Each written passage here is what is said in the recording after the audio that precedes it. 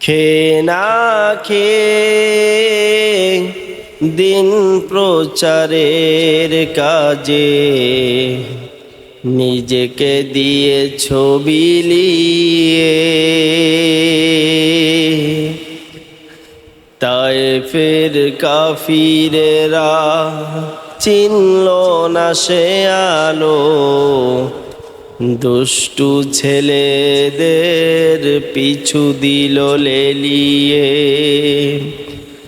আল আমিন তুমি রবে চিরদিন, সকল মানুষেরই তরে। হে রাসূল তোমাকে ভুলি মোরা কেমন করে। আল্লাহুম্মা সাল্লি আলা মাওলানা মুহাম্মদ ওয়া আলা আলি সাইয়্যিদিনা হাবিবিনা মুহাম্মদ। আলহামদুলিল্লাহ, সকল প্রশংসা একমাত্র মহান রবের জন্য, যে মহান রব আমাদেরকে সুস্থ শরীরে অত্যন্ত মোহাব্বত করে ভালোবেসে দয়া মায়া করে আল্লাহর ঘর মসজিদে এসে বসার মতো তৌফিক দান করেছেন। এজন্য অন্তরের অন্তরস্থল থেকে জোরে সোরে শুকরিয়া তান আদায় করছি, বলছি আলহামদুলিল্লাহ। লক্ষ কোটি দুরূদ প্রেরণ করছি সেই মহামানব মহানবী, সেই মহান নেতার প্রতি, যে মহান নেতা দুনিয়াতে আবির্ভাব হওয়ার সাথে সাথে এই অন্ধকার জাতি আলো খুঁজে পেয়েছে। এই অন্ধকারে নিমজ্জিত একটি জাতি সঠিক রাস্তা, সঠিক আলো খুঁজে পেয়েছে। সেই মহান নেতা মহানবীর উপরে আমরা দরুদ প্রেরণ করছি, সবাই বলছি সাল্লাল্লাহু আলাইহি ওয়াসাল্লাম। সম্মানিত উপস্থিতি, রবিউল আওয়াল মাস চলতেছে। আরবিতে কি মাস এটা? রবিউল আওয়াল। এই মাসে কি হয় বলতে পারেন? জনাবে মুহাম্মদুর রাসূলুল্লাহ সাল্লাল্লাহু আলাইহি ওয়াসাল্লাম এই মাসেই পৃথিবীতে আসেন, আবার এই মাসেই কি করেন? পৃথিবী থেকে বিদায় নেন। তো সেই মহানবী মহামানব, যে মহামানবকে আল্লাহ রব্বুল আলামিন অত্যন্ত রহমত বরকত দিয়ে আমাদের জন্য প্রেরণ করেছিলেন, সেই মহামানবের জীবনীর উপরে অল্প কিছু কথা বলবো। আশা করা যায় কোরআন হাদিস থেকে বলবো, শুনে উপকৃত হবে, না আমলের নিয়তে শুনতে হবে। তো আমরা সবাই পবিত্র কালামুল্লাহ এবং হাদিস এই দুইটার বাইরে আমরা যেতে পারি না, বা আমাদের যাওয়ার ইখতিয়ার নাই। কোরআন এবং হাদিস। তো পবিত্র কোরআনের ভিতরে আল্লাহ তাআলা ইরশাদ করেছেন, ওয়ামা আরসালনাকা ইল্লা রাহমাতাল লিল আলামিন।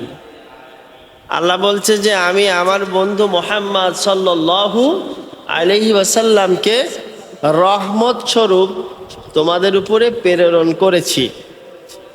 এখন কেবলমাত্র শুধুমাত্র একমাত্র পৃথিবীতে হযরত আদম আলাইহিস সালাম থেকে আজকের দিন পর্যন্ত যত মানুষ পৃথিবীতে অবতরণ করেছে, শুধু একটা মানুষের চরিত্রের উপরে আল্লাহ তাআলা স্পেশালভাবে সার্টিফিকেট দিয়ে দিয়েছেন। সেই মানুষটাকে জনাবে মুহাম্মদুর রাসূলুল্লাহ সাল্লাল্লাহু আলাইহি ওয়াসাল্লামের। এবং অবাক হবেন, মুহাম্মদ সাল্লাল্লাহু আলাইহি ওয়াসাল্লামের জীবনী দুভাবে আলোচনা করা যায়। পৃথিবীতে আর কোনো মানুষের জীবনী দুভাবে আলোচনা করা যায় না। বুঝতে পারিছেন? একটা হলো সুরাত, সুরাত বোঝেন? চেহারা, গঠন, স্ট্রাকচার। আর একটা হলো সিরাত, জীবনীর উপরে আলোচনা, কর্ম, চলন, বলন, চলা ফেরা, এ দুভাবে সিরাতের আলোচনা করা যায়। মহানবীর জীবনী নিয়ে আলোচনা করা যায়। আগে থেকে জানিয়ে রাখি যে মহামানবের জীবনী নিয়ে আমরা আলোচনা করি বা আলোচনা করতেছি, আমি তো মনে করি যে একটা জীবনে এই মহামানবের আলোচনা করে শেষ করা সম্ভব না। আটলান্টিক মহাসাগরের নাম শুনছেন না? আটলান্টিক মহাসাগরের যে পানি আছে, এই পানি ওই যে ছোট চামিচ আছে না, যা দিয়ে আপনারা কি দই খান বা মিষ্টি জাতীয় কিছু খান, ছোট যে চামিচ, এই চামিচ দিয়ে এভাবে আটলান্টিক মহাসাগরের পানি তুলে আর এক মহাসাগরে রাখা যেতে পারে। এভাবে রাখতে রাখতে রাখতে রাখতে কি হতে পারে যে মহাসাগরের পানি একসময় শেষ হতে পারে, কিন্তু মুহাম্মদুর রাসূলুল্লাহ সাল্লাল্লাহু আলাইহি ওয়াসাল্লামের জীবনী আলোচনা করে শেষ করা সম্ভব হবে না। কেন হবে না? আল্লাহ রাব্বুল আলামিন জানালেন, দুনিয়াবাসী শুনে রাখো, আমার বন্ধু মুহাম্মদুর রাসূলুল্লাহ সাল্লাল্লাহু আলাইহি ওয়াসাল্লামের জীবনের উপরে, চরিত্রের উপরে আমি সার্টিফিকেট দিয়ে দিলাম। আমি আল্লাহ রাব্বুল আলামিন ঘোষণা করলাম, ওয়া ইন্নাকা লাআলা খুলুকিন আযীম। এই যে আযীম শব্দটা আল্লাহ তাআলার একটা সিফাতি নাম, সিফাতি গুণ। এই গুণটা পৃথিবীতে আর কোন নবীর সাথে, নবীর চরিত্রের সাথে আল্লাহ তাআলা কি করেন নাই? যুক্ত করেন নাই। শুধুমাত্র কেবলমাত্র জনাবে মুহাম্মদুর রাসূলুল্লাহ সাল্লাল্লাহু আলাইহি ওয়াসাল্লামের নামের সাথে আল্লাহ তাআলা নিজেই যুক্ত করে সুমহান চরিত্রের অধিকারী হিসাবে আল্লাহ তাআলা সার্টিফিকেট দিয়ে দিলেন। বলেন না সুবহানাল্লাহ। আরেকটু লক্ষ্য করলে বুঝতে পারবেন, দৈনন্দিন 5 ওয়াক্ত নামাজ সহ যত প্রকারের নামাজ আছে, আমরা সকল নামাজের শুরুতেই পড়ি কি? আলহামদুলিল্লাহ রাব্বিল আলামিন। দৈনন্দিন নামাজে সূরা ফাতিহা পড়া লাগে কিনা? প্রথম আয়াতেই আমরা যে শব্দগুলো চয়ন করি, শব্দগুলো তেলাওয়াত করি, আলহামদুলিল্লাহ রাব্বিল আলামিন। আলামিন, আলম শব্দের বহুবচন আলামিন। আমার মহান রব, সমগ্র সৃষ্টির রব, শুধু দুনিয়া না। বুঝতে পারলেন? আল্লাহ ব্যতীত যত সৃষ্টি আছে, যত রকমের যত কিছু আছে, সব কিছুর রব যিনি, তিনি কে? আল্লাহ। আর ঠিক একই শব্দ তার বন্ধু মুহাম্মদুর রাসূলুল্লাহর উপরে ব্যবহার করলেন। আল্লাহ রাব্বুল আলামিন বললেন, ওয়া মা আরসালনাকা ইল্লা রাহমাতাল লিল আলামিন। বলেন আল্লাহু আকবার। আল্লাহ তাআলা ব্যবহার করলেন যে আমার বন্ধু শুধু তোমাদের জন্য রহমত না, গোটা সৃষ্টিকুলের জন্য আমার বন্ধু মুহাম্মদুর রাসূলুল্লাহ গোটা সৃষ্টিকুলের জন্য রহমত। সুবহানাল্লাহ বলতে পারেন না? আপনি বুঝলেন?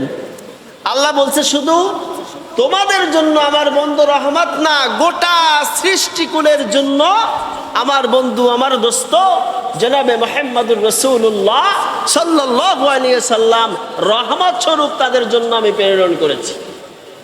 বুঝতে পারলাম? এবার আসুন, মুহাম্মদুর রাসূলুল্লাহ সাল্লাল্লাহু আলাইহি ওয়াসাল্লাম শুধু কি মুসলমানদের জন্য রহমত? কথা বলেন। হিন্দু, বৌদ্ধ, খ্রিস্টান, যত রকমের মুসলমান বাদে যত রকমের ধর্ম অবলম্বী মানুষ আছে সকল মানুষের উপরে মুহাম্মদুর রাসূলুল্লাহ সাল্লাল্লাহু আলাইহি ওয়াসাল্লামকে আল্লাহ রাব্বুল আলামিন রহমত স্বরূপ প্রেরণ করেছেন। কিভাবে প্রেরণ করলেন? বিগত যত নবী এসেছে হযরত আদম আলাইহিস সালাম থেকে মুহাম্মদুর রাসূলুল্লাহ সাল্লাল্লাহু আলাইহি ওয়াসাল্লাম পর্যন্ত যত নবী এসেছে সকল নবীরা যখন ওয়াফাত নিয়েছেন, মৃত্যুবরণ করেছেন বা আল্লাহর কাছে চলে গিয়েছেন, সাথে সাথে তাদের ধর্মগ্রন্থ, সাথে সাথে তাদের সবকিছু ক্লোজ হয়ে গেছে, ঠিক কিনা? ক্লোজ, একেবারে বিপদগামী হয়ে গেছে অধিকাংশ তাদের অনুসারীরা। কিন্তু কেবলমাত্র শুধুমাত্র একজন মানুষ, একজন নবীর উম্মত যারা, তারা এখনো সুপথ প্রাপ্ত আছে। তারা কে? জনাবে মুহাম্মদুর রাসূলুল্লাহ সাল্লাল্লাহু আলাইহি ওয়াসাল্লামের উম্মত যারা, তারা এখনো সুপথ প্রাপ্ত আছে, এখনো সুপথ প্রাপ্ত আছেন। তিনি যে চলে গেলেন খালি হাতে আমাদের রেখে যাননি, কোরআন হাদিস আমাদেরকে দিয়ে গেলেন এবং হাদিস কোরআন ঘুটলে দেখা যায় দৈনন্দিন মুহাম্মদুর রাসূলুল্লাহ সাল্লাল্লাহু আলাইহি ওয়াসাল্লাম এখনো পর্যন্ত মদিনায় শুয়ে শুয়ে আমাদের জন্য কান্না করতেছে।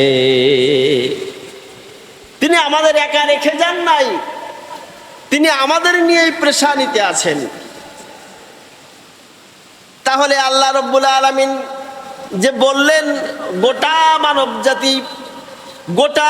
মানব জাতি সহ গোটা সৃষ্টিকুলের জন্য আমার বন্ধুকে আমি রহমত স্বরূপ প্রেরণ করেছি, এটা বিশ্বাস হয় কিনা? নিঃস্বার্থভাবে, নির্ভেজালভাবে, একেবারে নিঃস্বার্থভাবে মুহাম্মদুর রাসূলুল্লাহ সাল্লাল্লাহু আলাইহি ওয়াসাল্লাম আমাদের জন্য তার অন্তর কাঁদে আল্লাহর কাছে, সর্বক্ষেত্রে আমাদের জন্য ক্ষমা চায়, সর্বক্ষেত্রে নিঃস্বার্থভাবে। একটা মানুষ শুধু আমাদের জন্য চিন্তা করে, তিনি কে? জনাবে মুহাম্মদুর রাসূলুল্লাহ সাল্লাল্লাহু আলাইহি ওয়াসাল্লাম। সম্মানিত হাজিরিন, সেই মহামানব এই মাসে কি করেছিলেন?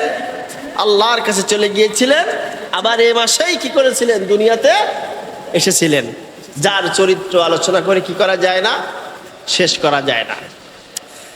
এবার আসুন, আল্লাহ রাব্বুল আলামিন বললেন আমার বন্ধুর আদর্শ, আমার বন্ধুর চরিত্র শুধু তাদেরই জন্য। তারা কারাম? লাকাদ কানা লাকুম ফি রাসূলিল্লাহি উসওয়াতুন হাসানাহ লিমান কানা ইয়ারজুল্লাহা ওয়াল ইয়াওমাল আখির وذكر الله كثيرا বলেন আল্লাহু আকবার। আল্লাহ জানালেন, শোনো ওহে দুনিয়ার মানুষ, তোমরা শুনে রাখো, তোমরা যারা আখিরাতে বিশ্বাসী, কি বললাম? তোমরা যারা আখিরাতে বিশ্বাসী, মৃত্যুর পরে যারা সুফল পেতে চাও, মৃত্যুর পরে যারা জান্নাতের আশাবাদী, মৃত্যুর পরে যারা আল্লাহর দরবারে ইজ্জত সম্মান পেতে চাও এবং শারীরিক জীবন, মানসিক জীবন, পারিবারিক জীবন, রাজনৈতিক জীবন, অর্থনৈতিক জীবন, সকল জীবনে যারা বেশি বেশি আল্লাহকে স্মরণ করো।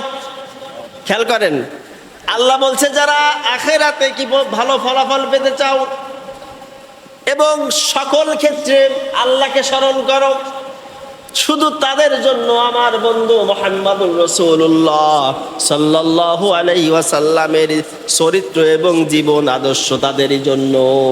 সুবহানাল্লাহ বলতে পারেন না? বুঝতে পারলেন? আল্লাহ বলছে যে তাদের জন্য সুফল, তাদের জন্য সুফল বা তাদের জন্য মুহাম্মাদের আদর্শ কি? ভালো কিছু বয়ে আনবে। যারা আখিরাতে বিশ্বাসী, আখিরাতে সুফল পেতে চাই, সুফল প্রাপ্ত হতে চাই, তাদের জন্য কি? মুহাম্মাদের জীবনী সুফল বয়ে আনবে। এবং যারা সর্বক্ষেত্রে আল্লাহ রাব্বুল আলামিনকে বেশি বেশি স্মরণ করে। এইবার দেখেন তো, এটা বিবাদ হয়ে গেল না? এত সময় যা বলছিলাম এবার এটা বিবাদ হয়ে গেল না? যে আমার বন্ধু মুহাম্মাদের জীবনী তাদের জন্য উপকারে আসবে যারা কি করে? যারা আখেরাতে বিশ্বাসী এবং আমাকে অধিক পরিমাণে স্মরণ করে সর্বক্ষেত্রে, তাদের জন্য মুহাম্মাদের চরিত্র, আমার বন্ধু চরিত্র উত্তম আদর্শ হিসাবে তারা গ্রহণ করবে। এইবার আখেরাতে বিশ্বাসী তো আমরা সবাই, তাই না? সবাই না আখেরাতে বিশ্বাসী, কিন্তু আমাদের কাজ, আমাদের কর্ম, আমাদের সকল ক্ষেত্রে, পারিবারিক, রাজনৈতিক, অর্থনৈতিক, সামাজিক যত কিছু আছে, যা কিছু আছে, আমার মনে হয় সকল ক্ষেত্রে আমরা আখেরাতে বিশ্বাসী বলে মনে হয় না। আখেরাতে যদি বিশ্বাসী হইতাম, তাহলে যেমন নামাজ আমরা আদায় করি, তেমন আমরা পর্দার বিধানও কি করতাম? আদায় করতাম, ঠিক কিনা? আখেরাতে বিশ্বাসী যদি আমরা হইতাম, যেমন আমরা নামাজ এবং পর্দার বিধান মেনে চলি, ঠিক তেমনি ভাবে জাকাতের প্রথা, জাকাতের বিধানটা আমরা কি করতাম? চালু করতাম। তো শুনে রাখুন, জেনে রাখুন, মুহাম্মাদের আদর্শ তাদের জন্য সুফল বয়ে আনতে পারবে যারা আখেরাতে বিশ্বাসী, যারা আখেরাতকে সকল ক্ষেত্রের আগে প্রাধান্য দেয় আগে, এবং আল্লাহকে অধিক পরিমাণে কি করে? স্মরণ করে। এবার আসুন, আল্লাহ রাব্বুল আলামিন এমন এক নবী প্রেরণ করলেন, দুনিয়ার বুকে দেখবেন সমাজে কিছু কিছু মানুষ আছে, মনে করেন আমার সাথে আমার এক বন্ধু আছে, দুই বন্ধু একসঙ্গে যাচ্ছি সুন্দর মহল বাজার দিয়ে, ইয়ামতো অবস্থায় একজন লোক আমাদের থামিয়ে শুনতেছে, ভাই উনি কে, আমার কথা শুনতেছে। এবার আমি আমার পরিচয় দেওয়ার আগে আমার বন্ধু বলবে কি না, উনি সুন্দরমহল মসজিদের খতিব সাহেব, আছে না এরকম, বলে না? উনি আছে সুন্দরমহল কেন্দ্রীয় জামে মসজিদের খতিব সাহেব, অথবা উনি একজন টিচার মানুষ, অথবা উনি একজন ইসলামী আলোচক মানুষ, আলোচনা করে বেড়ায় কোরআন হাদিস দিয়ে। এভাবে আমার বন্ধু দেখবেন কি করে পরিচয় দেওয়ার চেষ্টা করেন। ঠিকই আল্লাহ রাব্বুল আলামিন মুহাম্মাদুর রাসূলুল্লাহ সাল্লাল্লাহু আলাইহি ওয়াসাল্লামের উপরে যত রকমের প্রশ্ন কাফিরদের ছিল, সকল রকমের প্রশ্নের উত্তর আল্লাহ রাব্বুল আলামিন নিজেই দিয়ে দিয়েছেন। সুবহানাল্লাহ বলতে পারেন না? কাফিররা কোনো প্রশ্ন করলে ওটা আল্লাহ রাসূলের চিন্তা করা লাগতো না, উত্তর দিত কে? আল্লাহ সুবহানাহু ওয়া তাআলা। এবার দেখেন কেমন চরিত্রের অধিকারী তিনি ছিলেন। যখন ছোট বয়স, ছোট, এখনো ইসলামের দাওয়াত প্রচার করে পারেন নাই, ঠিক সে সময় থেকে কি নামে ডাকতো? আল আমিন। কি নামে? আল আমিন। ওই মক্কা নগরীর মানুষরা এই ঝুড়ি ভরে ভরে স্বর্ণ অলংকার মুহাম্মাদুর রাসূলুল্লাহ সাল্লাল্লাহু আলাইহি ওয়াসাল্লামের কাছে আমানত রেখে যেত। সুবহানাল্লাহ বলতে পারেন না? আপনি বুঝতে পারলেন? ইসলামের দাওয়াত দেওয়ার আগে থেকেই কি হলো? নাম হয়ে গেল আল আমিন, as-সাদিক, সত্যবাদী। মিথ্যা কথা বলতেন না। মিথ্যা কথা যার জীবনে খুঁজে পাওয়া যায় না। এবার কিছু কিছু কাফেররা চিন্তা করত, মুহাম্মাদুর রাসূলুল্লাহ সাল্লাল্লাহু আলাইহি ওয়াসাল্লাম যখন কোরআন তেলাওয়াত করতেন, কিছু কিছু কাফেররা দূর থেকে শুনতেন আর চিন্তা করতেন যে আসলে তো বিশাল ব্যাপার। বিশাল ব্যাপার কি? যে মানুষটা এগুলো পায় কোথা থেকে? বুঝতে পারলেন? এই মানুষটা, এই মোহাম্মদ আব্দুল্লাহর বেটা, এ পায় কোথা থেকে এগুলো? মানলামে নবী না। বুঝতে পারলেন? মানলামেনি নবী না, কিন্তু এগুলো পায় কোথা থেকে? এ কবি টবি হয়ে যেতে পারে। কি হতে পারে? কবি হয়ে যেতে পারে। কারণ ওই জামানায় তো কবিরা কি করতো? প্রচুর পরিমাণে কবিতা আবৃত্তি করত, কবিতা আবৃত্তির প্রতিযোগিতা হতো। কিন্তু আবার কিছু কিছু মানুষ মনে করতে আছে কবি তো হবে, কিন্তু তো লেখাপড়াও তো করিনি। বুঝতে পারলেন? কিছু কিছু মানুষ আবার কি চিন্তা করে যে কবি যে হবে তাহলে লেখাপড়াও জানা লাগে না, লেখাপড়াও তো করিনি, তো পায় কোথা থেকে? আল্লাহ রাব্বুল আলামিন পবিত্র কোরআনের ভিতরে সাথে সাথে উত্তর দিয়ে দিলেন, ওয়ামা আল্লামনাহু আশ-শি'রা ওয়ামা ইয়ানবাগী লাহু ইন হুয়া ইল্লা যিকরু ওয়া কুরআনুম মুবিন। ওই কাফেররা মনে মনে যখন চিন্তা করতেছে যে এত সুন্দর আবৃত্তি করে, এত সুন্দর মিলাই মিলাই পড়ে, পায় কোথা থেকে মনে হয় কবি হয়ে গিয়েছে। আল্লাহ রাব্বুল আলামিন সাথে সাথে মুহাম্মাদুর রাসূলুল্লাহ সাল্লাল্লাহু আলাইহি সাল্লামকে দিয়ে তিনি নিজেই উত্তর পাঠালেন যে আমি আমার বন্ধুকে কবিত্ব দিয়ে পাঠাই নাই, আমার মুহাম্মদ কি না, কবি না, ইনি হচ্ছে আমার বন্ধু, এবং মুহাম্মদ যেটা তেলাওয়াত করে এটা আমি আল্লাহ আমার পক্ষ থেকে প্রেরিত বার্তা তেলাওয়াত করে। বলেন আল্লাহু আকবার। তাহলে কি এমন মানুষ কাফেরেরা কোন রকম কোনো প্রশ্ন করলে নিজের চিন্তা করা লাগতো না, উত্তর দিত কে? আল্লাহ সুবহানাহু ওয়া তাআলা। কেমন নবী আমরা পেয়েছি। এবার আসুন সম্মানিত হাজিরিন, কাফেরেরা চিন্তা করতো কি যে এই লোকটা পায় কোথা থেকে? আল্লাহ তাআলা সাথে সাথে উত্তর দিয়ে দিলেন। আল্লাহ রাব্বুল আলামিন এবার অন্য জায়গায় বললেন, হুয়াল্লাযী বা'আসা ফিল উম্মিয়িনা রাসূলাম মিনহুম ইয়াতলু আলাইহিম আয়াতিহি ওয়া ইউযাক্কিহিম। আল্লাহ রাব্বুল আলামিন বললেন তিনি সেই মহান সত্তা। তিনি কে? মহান সত্তা কে বলেন? আরে কথা বলেন না কেন? কে মহান সত্তা? আল্লাহ সুবহানাহু ওয়া তাআলা জানালেন তিনি সেই মহান সত্তা। হুয়াল্লাযী বা'আসা ফিল উম্মিয়িন। কঠিন কথা, খেয়াল করেন, কান দেন, মন দেন, সবকিছু দেন। অনেক ওয়াজ শুনবেন, অনেকেই ওয়াজ শুনতে পাবেন ইউটিউব, ফেসবুক, বিভিন্ন জায়গায় এইভাবে ক্লিয়ার ভাবে এরকম টপ টপ করে খুব কম পাবেন। আল্লাহ তাআলা বলতেন হুয়াল্লাযী বা'আসা ফিল উম্মিয়িন, তিনি সেই মহান সত্তা যিনি নিরক্ষর বোঝেন, মূর্খ একেবারে আম সাধারণ, আক্ষরিক জ্ঞান যার নাই, বোঝাতে পারলাম? তিনি সেই মহান সত্তা যিনি নিরক্ষর লোকদের মাঝ থেকে একজনকে নবী রসুল করে পাঠিয়েছেন। বলেন আল্লাহু আকবার। বুঝতে পারলেন? আল্লাহ বলছে যে তিনি সেই মহান সত্তা কে? আল্লাহ। নিরক্ষর লোকের একটি উদাহরণ দেই। মনে করেন সর্দার বংশ আর গাজী বংশ আছে না আপনাদের গ্রামে এলাকায়? সর্দার বংশ আর গাজী বংশ। সর্দার বংশর গোড়া, গাজী বংশের একজন লোকের বেড়ের ভিতরে যে ঘাস খাইয়ে আইছে, বেড় ভেঙে। বুঝতে পারলেন? এইবার এই নিয়ে ঝগড়া, তাই একদিন দুই দিন নয়, যুগের পর যুগ এই ঘাস খাওয়া, ঘোড়ার ঘাস খাওয়া নিয়ে ঝগড়া হতো, যুগের পর যুগ যুদ্ধ হইতো। তাহলে কি নিরক্ষর ছিল তারা? আমরা ওই সময়কার ঘটনা, ওই সময়কার ইতিহাস দেখে জানলে দেখতে পারি, বা আমরা পড়লে দেখতে পারি, কমপক্ষে 100 প্রকারের মদ ছিল। মদের নাম ছিল কত প্রকারের? 100 প্রকারের মদের নাম ছিল। মদ এত প্রিয় তারা ছিল, মদ প্রিয় লোক। বুঝতে পারছেন? 100 প্রকারের মদ খাইতো, খাতে খাতে যখন শেষ হয়ে যেত, ওই যে মদের যে বোতল ওই ধরে জড়াই পড়ে থাকতো। বুঝতে পারলেন কি ছিল? আল্লাহ তাআলা নিজেই তাদের সার্টিফিকেট দিলেন নিরক্ষর। আক্ষরিক জ্ঞান বলতে কিছু ছিল না। আপনি যতই আমাদেরকে মূর্খ বলেন না কেন, আমাদের এলাকার লোক বা বাংলাদেশের লোক, আপনার কমপক্ষে 1 2 3 পর্যন্ত কিন্তু সবাই পড়িয়েছে, তাই না? স্কুলে সবাই গেছে না? প্রি 1 নার্সারি বাচ্চারি পড়িয়েছে না সবাই?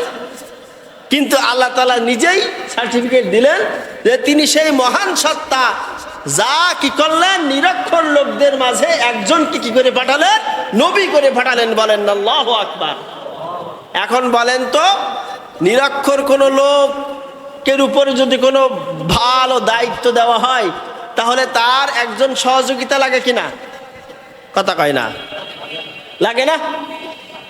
এমনকি যখন হুজুর যখন চিঠি লিখতেন, বুঝতে পারলেন, চিঠি লিখতেন, উনি বলতেন আর একজন লিখতেন। একটা সন্ধির সময় এমনকি কাফেরেরা প্রস্তাব করেছিল যে ওই মুহাম্মাদুর রাসূলুল্লাহ, যে মুহাম্মদ আল্লাহর নবী, এটা কাকে দাও, এটা আমরা দেখতে চাই না। বুঝতে পেরেছেন? এইবার সাহাবীকে বলতেছে হুজুরে ওইটা কাটিয়ে দাও। বলার সাথে সাথে সাহাবী বলতেছে আমার পক্ষে সম্ভব না।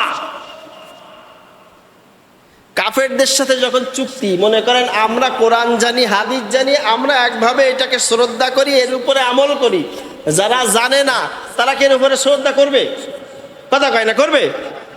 এখন একজন বেধর্মী যদি মনে করেন, নাউজুবিল্লাহ, আল্লাহ না করুন, বেধর্মী যদি কোরআন শরীফ এভাবে টেনে টুনি ছিঁড়ে ফেলায়, তাও কেউ বসবে যে কি ছিঁড়তেছি?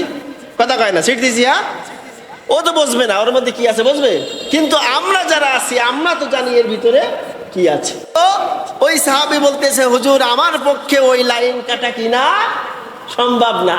সে সময় হুজুর বলতেছে তাহলে কলমটা আমার কাছে দাও আর তুমি দেখাই দাও যে লাইনটা কোনটা। হুজুর কি করলেন? ওই লাইনের উপরে কি করলেন? দাগ দিয়ে কেটে দিলেন। আল্লাহু আকবার বলতে পারেন না? তাহলে নিশ্চয়ই একজন সাহায্যকারী সব সময় ছিল। তিনি কে? জোরে বলেন কে? আল্লাহ সুবহানাহু ওয়া তাআলা। তার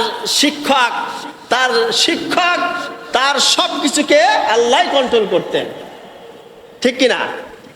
সেই আল্লাহ রাব্বুল আলামিন বললেন বাসা ফিল উম্মিয়িন রাসূলাম মিনহুম, ওই নিরক্ষর লোকদের মাঝ থেকে আমি একজনকে নবী করে পাঠিয়েছি। ইয়াতলু আলাইহিম, কি দিয়ে বলেন? আয়াত দিয়ে। আয়াত বোঝেন, পবিত্র কোরআন দিয়ে।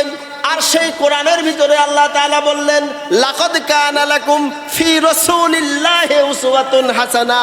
ওহে দুনিয়ার মানুষ তোমরা শোনো, তোমরা যারা মুহাম্মাদের আদর্শকে পেতে চাও, মুহাম্মাদের আদর্শে আদর্শিত হতে চাও, তাদের দ্বারাই সম্ভব যারা আখিরাতে বিশ্বাসী। সুবহানাল্লাহ বলেন। আপনাকে আখিরাতে বিশ্বাসী হতে হলে দুনিয়ার সর্বক্ষেত্রে কার স্মরণ থাকা লাগবে? আল্লাহর। আপনি মিলান, সিরাত মাহফিল তো বহুত শুনেছেন আর সামনে বহুত শুনবেন। মিলাতে হবে কোরআন থেকে হাদিস থেকে, খালি শুনে লাভ হবে না কিন্তু। এবার আল্লাহ বলছে আমি মুহাম্মদকে পাঠিয়েছি নিরক্ষরদের মাঝে একজন নবী করে। আমি তার উপরে কি করেছি? আয়াত নাজিল করেছি। ইয়াতলু আলাইহিম আয়াতিহি ওয়া ইউযাক্কিহিম ওয়া ইউআল্লিমুহুমুল কিতাবা ওয়াল হিকমা ওয়া ইন কানু মিন ক্বাবলু লাফি দালালিন মুবিন। আল্লাহু আকবার বলেন। এবার আসুন, আয়াতে কারিমা নাজিল করেছেন। এখন মুহাম্মদ কি পড়তে পারতো? কথা কয় না, কথা কান, পড়তে পারতো? যে মানুষটা নিরক্ষর, মানে ওয়া লিখতে হয় কিভাবে আর ওয়ার আকৃতি কেমন হয়, নিরক্ষর মানে কি, তারা ওয়াও বোঝে না, ওয়ার আকৃতি কিরম হয় তাও বুঝবে না, ঠিক কিনা? এখন এই মানুষটা পড়তে পারতো না, লিখতে পারতো না। হঠাৎ করে একদিন কি হলো? কে আসলেন? জোরে বলেন, কে আসলেন? জিবরাইল আলাইহিস সালাম আসলেন। এসে বললেন কি, ইয়া মুহাম্মদ ইকরা। হুজুর তো ঠান্ডা হয়ে গেছে, বলে ডাকি, ইয়া মুহাম্মদ পড়ো। আমি পড়তে পারি না, আমি পারি না। পড়ো, পারি না। তাহলে এদিকে আস। কি করলেন? বুকের সাথে বুক মিলে কি করলেন? একটা চাপ দিলেন। চাপ দেওয়ার সাথে সাথে সর্বপ্রথম পড়লেন ইকরা বিসমি রাব্বিকাল্লাযী খালাক। বলেন আল্লাহু আকবার। মুসলমান, কোরআনের প্রথম শব্দ কি? ইকরা। কথা কয় না? প্রথম শব্দ কি? জোরে বলেন। ইকরা, পড়ো। কি করো? জোরে বলেন, কি করো? পড়ো। আল্লাহ প্রথমে কি করলেন? ইকরা, পড়ো। বিইসমি, কার নামে? জোরে বলেন, আল্লাহর নামে। রাব্বিকাল্লাযী খালাক, যিনি তোমাদের কি করেছেন? সৃষ্টি করেছেন। কোরআনের প্রথম শব্দই আল্লাহ তাআলা দান করলেন পড়ো। আর সব থেকে দুঃখজনক বিষয় হলো সত্য, এই মুসলমান জাতি সব থেকে অবহেলা করে পড়ার কাজে, ঠিক কিনা? আল্লাহ মুহাম্মাদের উপরে কোরআন নাজিল করলেন, উম্মি লোকদের ভিতর থেকে একজন নবী করে পাঠিয়ে তার উপরে কি করলেন? আয়াত কারিমা নাজিল করলেন, আয়াত পাঠালেন। আর প্রথম আয়াতেই বললেন কি? ইকরা, পড়ো। অতএব পড়া ছাড়া জ্ঞানের অধিকারী হওয়া যাবে না, কখনো সম্ভব না, কশ্চিন কালেও সম্ভব না। দুঃখজনক বিষয় হলো সত্য, মুসলমান জাতির সব থেকে মানে কি বলবো বোঝার কাজ হলো পড়া, তাই না? বোঝার কাজ কি বলেন? পড়া। মনে হয় যেন 10 মন গাড়ির উপরে, যদি একটু পড়ো দিন তো ও সব করতে রাজি, মাটির কাজ করবে, ভ্যান চালাবে, সব কিছু করবে, যত বড় কাজ দেন না কেন করে ফেলাবে, কিন্তু পড়তে রাজি হয় না। আর আল্লাহ তাআলা প্রথমেই একজন মানুষকে ওহী নাযিল করে দিলেন যে পড়ো, ইকরা। তাহলে মুহাম্মদুর রাসূলুল্লাহ সাল্লাল্লাহু আলাইহি ওয়াসাল্লামের জীবনী থেকে, সিরাত থেকে আলোচনা করলে আপনার ফার্স্ট গুণ যেটা পাই সেটা কি? পড়তে হবে। জানতে হলে কি করতে হবে বলেন? পড়তে হবে। আপনি একজনের কাছে শুনবেন আর নিজের চোখে দেখবেন এবং পড়বেন, আপনার কি নিজের যেটা দেখবেন এবং পড়বেন ওর উপরে আমল করতে মনে রাখতে কি হবে? আগ্রহ হবে। তাকওয়া অবলম্বন করতে ভালো লাগবে, আগ্রহ আসবে। সম্মানিত হাজিরিন, এবার কি করলেন? ওয়ায়ুজাক্কিহিম, তাদের জীবনকে পবিত্র করবেন এমন মানুষ পাঠালাম, সে আয়াত পাঠালাম তার সাথে, এবং যারা ওই উম্মি একেবারে যারা নিরক্ষর তাদের এমন কিছু করবে যারা কি করবে? ওদের জীবনকে সুন্দর করে আলোকময় করে জান্নাতবাসী করে দিবে। বলেন না সুবহানাল্লাহ। আল্লাহ বলছে যে এই যে মানুষটা নিরক্ষর মানুষের পাঠালাম, ওই অন্ধকার থেকে বেছে বেছে কি করবে? আলোর পথ দেখাবে। সুবহানাল্লাহ বলতে পারেন না? এখন দাওয়াত দেওয়ার আগেই বাল্যকাল থেকেই তো শুরু করে দিলেন আলামিন নাম, নাকি? বিশ্বাসী, আসাদিক, সত্যবাদী, আমানতদারিতা সব থেকে। ওই আবু জেহেল লিডার ছিল, ওর কাছে টাকা রাখতে সাহস পাইতো না, আসে রাখতো কার কাছে বলো? মুহাম্মাদুর রাসূলুল্লাহ সাল্লাল্লাহু আলাইহি ওয়াসাল্লামের কাছে। শুধু এটা নাই, এই যে বৈষম্য বিরোধী ছাত্র আন্দোলনের মাধ্যমে আপনারা নতুন একটা রাষ্ট্র পেয়েছেন না? কথা কয় না? আমার নবী, আপনার নবী জনাবে মুহাম্মাদুর রাসূলুল্লাহ সাল্লাল্লাহু আলাইহি ওয়াসাল্লাম এই বৈষম্যতা দূর করার জন্যই পৃথিবীতে এসেছেন। যেমন নারী পুরুষের বৈষম্য ছিল কিনা? নারীদের খেলনা রূপে ব্যবহার করা হইতো, সেটা দূর করেছেন না? গরিব বড় লোক, যা ধনী গরিব যেটাকে বলা হয়, এটার একটা বৈষম্যতা ছিল, সেটাকে হুজুর কি করেছেন? দূর করেছেন। খুব ছোটকাল যুবক বয়সেই এমন একটা সংগঠন তিনি দাঁড় করালেন যা দ্বারা গোটা মক্কা নগরীতে কি করলো? একটা সাড়া পড়ে গেল। বলেন না আল্লাহু আকবার।